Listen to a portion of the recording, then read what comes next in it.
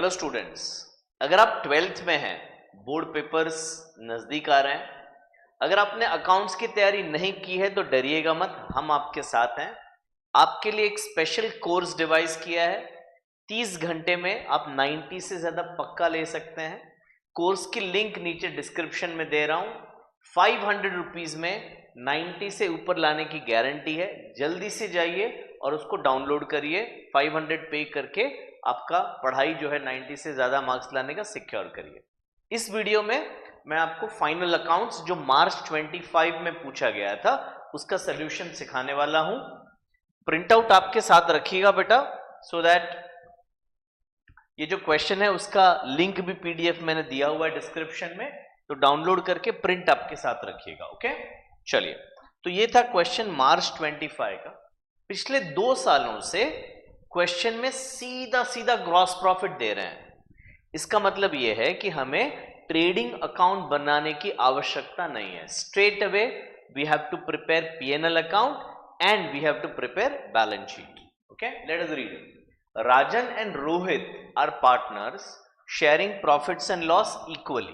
तो equal partners हैं, 1:1 उनका शेयर है। You are required to prepare P&L account and balance sheet. तो ट्रायल बैलेंस हमें दिया गया है। पहले हम क्वेश्चन पढ़ के आइडेंटिफाई करते हैं कि कौन सा अकाउंट कहां जाएगा। पीएनएल में जाएगा, बैलेंस शीट में जाएगा। तो इंश्योरेंस जाएगा प्रॉफिट एंड लॉस के डेबिट साइड पे। लैंड एंड बिल्डिंग जाएगा एसेट में। सैलरीज, एक्सपोर्ट और इंटरेस्ट जाएगा प्रॉफिट एंड लॉस के डेबिट साइड पे। फर्नीचर और डेटर्स जाएंगे एसेट साइड पे। ठीक है, यहां पे कुछ इंफॉर्मेशन है। When I will do adjustments, उस टाइम पे मैं वो इंफॉर्मेशन को डिटेल में पढ़ूंगा। कैपिटल, राजन और रोहित, बैंक लोन और बिल्स पेबल, ये सब कुछ जाने वाला है लायबिलिटी साइड पे। ठीक है, additional info. Gross profit 69,000। As I said, gross profit straight away दिया है, तो ये पीएनएल के क्रेडिट साइड पे मैं लिख दूंगा। इंश्योरेंस में कुछ तो एडजस्टमेंट है, so I will put a dot here. Depre on land and furniture, तो फर्नीचर और लैंड पे मैं डॉट लगाऊंगा। डेप्रिसिएशन हो गया। अभी बैड डेट्स, तो डेटर्स पे 2 डॉट लगाऊंगा क्योंकि बैड डेट्स है और आरडीडी है। क्लोजिंग स्टॉक का एक एडजस्टमेंट है। तो ये हो गया, मैंने क्वेश्चन पढ़ लिया, एडजस्टमेंट्स पढ़े और मैंने डॉट्स लगा दिए। अब मैं फॉर्मेट रेडी करूंगा। पीएनएल है और बैलेंस शीट है। ये करंट अकाउंट की जरूरत नहीं है, इसको डिलीट कर देते हैं। ये हो गया डिलीट। तो बैलेंस शीट है और PNL. So in the books of, अभी इसको रेड की जगह मुझे येलो करना होगा। In the books of Rajan and Rohit,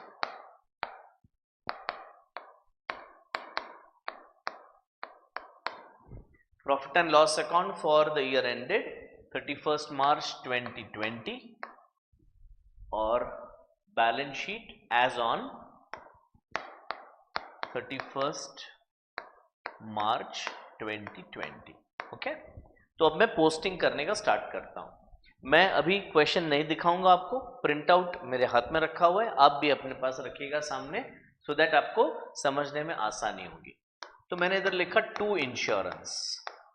PNL debit में लिखना है, ये एक्सपेंस है और ये अमाउंट है 30,000। ठीक है, नेक्स्ट है land and building. Land and building मैं इनर कॉलम में लिखूंगा 1 लाख रुपया और 1 रो ब्लैंक छोड़ दूंगा। उसके बाद सैलरीज, इंश्योरेंस के बाद मैं 1 रो ब्लैंक छोड़ता हूं, फिर 2 सैलरीज। उसमें कोई एडजस्टमेंट नहीं है बेटा, तो बाहर लिख दूंगा 10,000। फिर 2 एक्सपोर्ट ड्यूटी,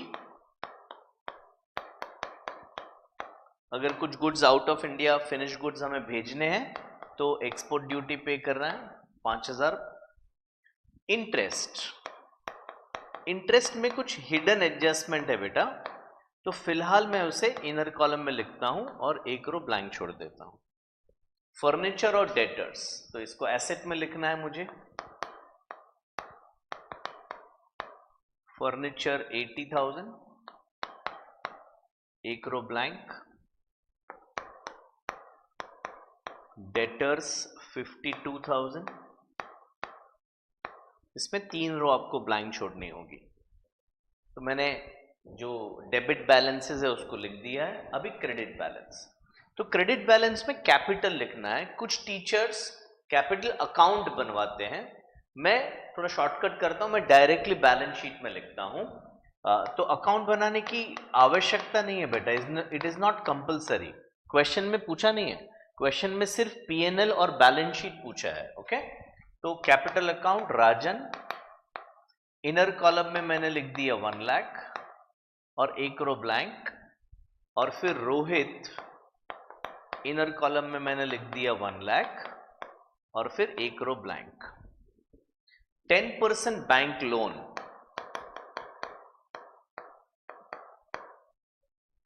और 1 अक्टूबर 19 को लोन लिया हुआ है, इसको मैं इनर कॉलम में लिखूंगा 60,000, 1 row blank, and then the last item is bills payable which I will write in the outer column 19,000। ठीक है, तो ये मेरा ट्रायल बैलेंस में से पोस्टिंग हो गया, एक इफेक्ट। अभी हम आते हैं एडजस्टमेंट्स पे।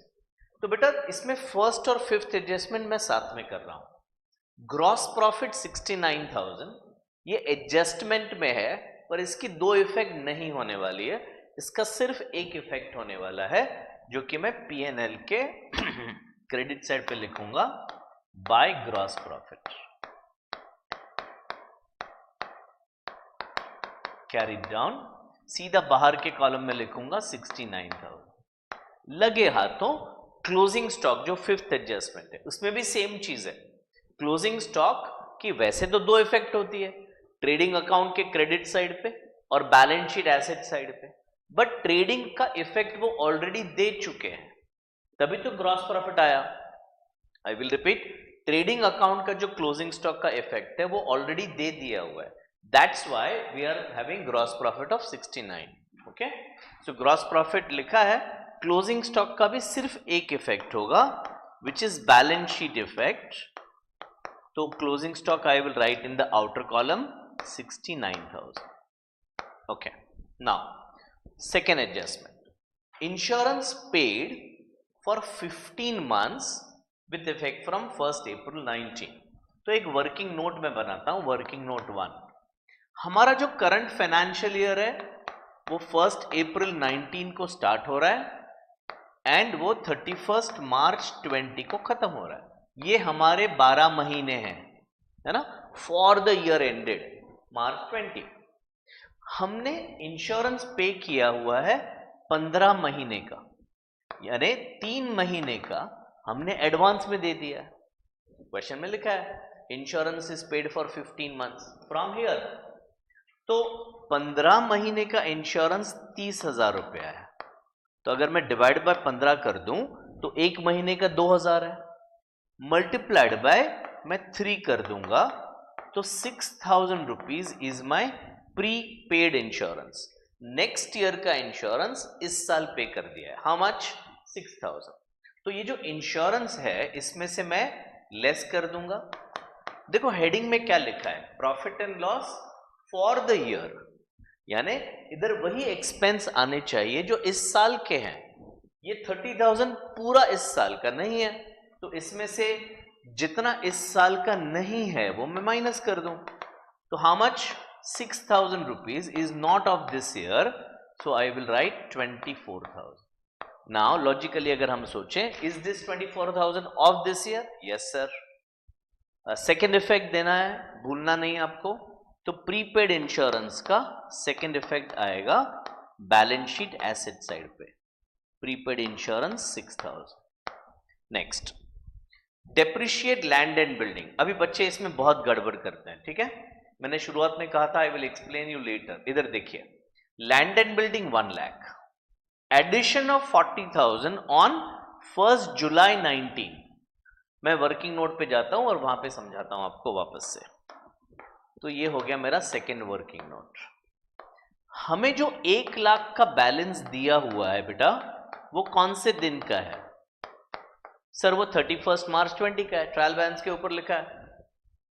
अब ये जो इन्फो दे रहे हैं, कि मैंने 1 जुलाई 19 को 40,000 का लैंड खरीदा था, तो ये 1 लाख प्लस 40,000 नहीं है, 1 लाख में 40,000 ऑलरेडी इंक्लूडेड है। यानी इधर 1 जुलाई 19 को मैंने 40,000 का नया लैंड खरीदा था, which means on 1 April 19 I had a land of 60,000। इस दिन को 1 लाख है, 1 लाख प्लस 40,000 नहीं है, 1 lakh is balance on this date. July 19 इसके पहले आता है, तो जुलाई 19 में 40,000 का खरीदा था, ये एक इन्फो है, इसका मतलब 60,000 का पहले से था। ये सब मेहनत हम क्यों कर रहे हैं?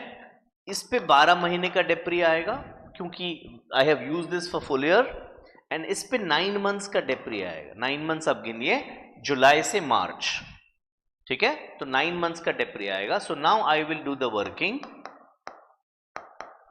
लैंड पे डेप्री है 10%, तो 60,000 का 10% आ जाएगा 6,000, और 40,000 I had bought new, 10% for 9 months.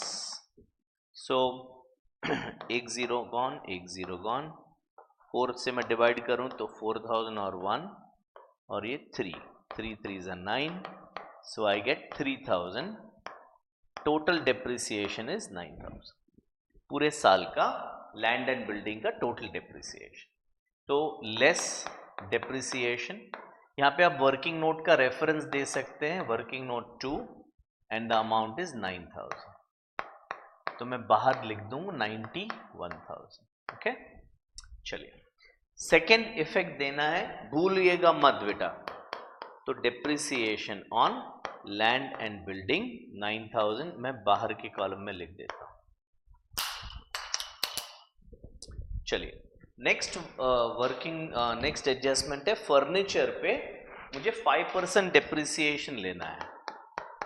So less depreciation 5%, 80,000 का 5% हो गया 4,000, so outer column will B 76। 4,000 का सेकेंड इफेक्ट मुझे दिखाना है, जो कि P&L में आएगा, to depreciation on furniture which is 4,000, ठीक है। Okay, now bad debt write off कर रहा है, तो 52,000 का डेटर्स था, but out of this someone is not paying me 2,000, तो बैड डेट हो गया 2,000। So when I subtract, I will have 50,000 as balance. ये बैड डेट का सेकेंड इफेक्ट मैं करूंगा P&L के डेबिट साइड पे, टू बैड डेट 2,000। अब हिंदी में एक कहावत है, क्या कहावत है? कि दूध का जला छाछ भी फूक फूक के पीता है। समझा कुछ? नहीं, मैं एक्सप्लेन करता हूं। अगर मुझे किसी ने धोखा दे दिया, धोखा किसने दिया? इसने दिया, 2,000 रुपए का माल मेरे से लेकर गया और अभी पैसे नहीं दे रहा है, तो धोखा दिया। तो मुझे अभी डर लग रहा है कि क्या ये लोग भी पूरा पैसा देंगे क्या? तो डर कितना लग रहा है? क्वेश्चन में कहा है 5% डर लग रहा है, which means I may not get this 50,000, there could be a further loss of 5%। तो 5% 52 पे नहीं लगाना है। एग्जाम में भी पहले आपको बैड डेट माइनस करना है, बैलेंस निकालने के बाद ही प्रोविजन माइनस करना है। पहले दूध से जलना है, गर्म दूध से, और उसके बाद छाछ से जलना है, ठीक है। I hope you understood the कहावत। So less provision for doubtful debts which is 5%, इसको RDD भी बोलते हैं बेटा। तो 2,500 होगा, and outer column will be 47,500। 2,500 का सेकेंड इफेक्ट होगा इधर, add provision for doubtful debts 2,500, so 4,500 will come in the outer column. अब यहां पे तो दिख रहा है सब कुछ हो गया, बट मुझे पता है कि एक एडजस्टमेंट बाकी है। देखिए देयर इंटरेस्ट, तो आते हैं इधर। हमने 60,000 का लोन लिया हुआ है। लोन कब लिया है? 1 अक्टूबर 19 को।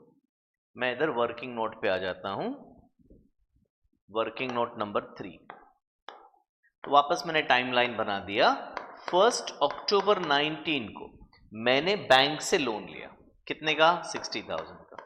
बैंक को प्रॉमिस किया that I will give you interest of 10% per annum. Now will I give interest for whole year? No sir. हम कॉमर्स के बच्चे, हमें अकल है। क्या अकल है? कि सर लोन 1 अक्टूबर को अगर लिया है तो interest we will give only for 6 months. तो 60,000 इंटू 10%, ये तो पूरे साल का हो गया बेटा। तो 6 महीने का कितना? तो इंटू 6/12, यानी वी हैव टू पे 3,000 एज इंटरेस्ट। अभी हमें यहां पे कनेक्ट करना पड़ेगा दो चीजों को। क्वेश्चन में यहां पे इंटरेस्ट दिया हुआ है 2,000। आई विल रिपीट, आपको कनेक्ट करना पड़ेगा बेटा। आप ये नहीं बोल सकते हो सर हमको कैसे पता। मैं एक्सप्लेन करता हूं क्या। ये इंटरेस्ट हमने पे किया 2,000, क्या और कोई लायबिलिटी है बैंक लोन को छोड़ के? नहीं, और तो कोई लोन लिया नहीं है। तो ये इंटरेस्ट किस चीज का होगा? डेफिनेटली सर इसी लोन का होगा। Which means कनेक्शन ये करना है, I was supposed to pay 3,000 as interest. I have already paid 2,000 because it is there in the trial balance. तो अभी 1,000 का इंटरेस्ट पे करना बाकी है। तो मैं इधर करूंगा add outstanding interest 1,000 and therefore I will have 3,000 in the outer column. This is expenditure of this year, out of which 2,000 is paid, 1,000 is outstanding. तो जो outstanding है वो इधर liability में आ जाएगा, outstanding interest. So how much I am supposed to pay to bank? 61,000. 60,000 the interest, the principal that we took, 1,000 is the interest that we have to pay. Okay, so let me check, कुछ बाहर लिखना बाकी है? No, everything done. तो अभी मैं P&L को tally करता हूं। 69,000 इज द टोटल, और वही 69,000 मैं यहां लिखूंगा। अगर मैं माइनस करूं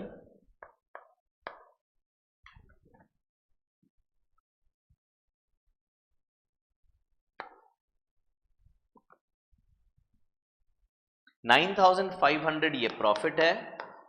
तो टू कैपिटल अकाउंट, नाम है हमारे दोनों पार्टनर के राजन और रोहित, और ये इक्वली मुझे शेयर करना है। तो इसका हाफ करूंगा, that will be 4,750 each. So I will add this in their capital account, add profit,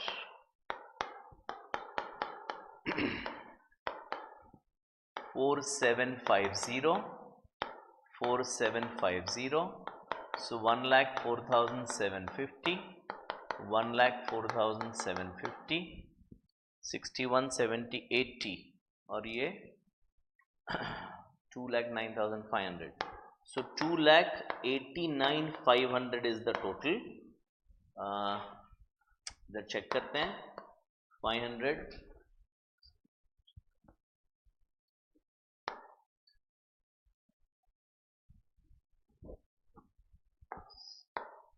$2,89,500।